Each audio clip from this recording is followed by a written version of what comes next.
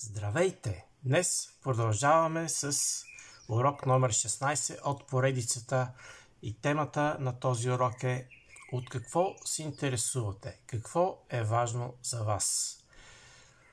Да, ако искаме да успеем в живота, ако искаме да сме щастливи, трябва да знаем какво искаме. И за да знаем какво искаме, е добре това, което искаме, да си го обясним малко по-добре. Затова си задаваме въпроси и, например, такъв въпрос е: от какво се интересуваме и какво е важно за нас. Така че днес няма много повече да развивам тази тема.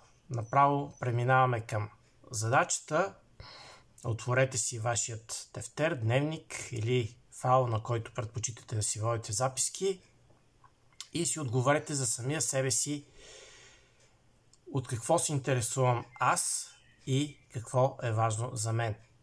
Защото тази информация ще ви бъде необходима да си я знаете, да си я разбирате, за да може по-добре да работите точно по тези неща, които са важни за вас и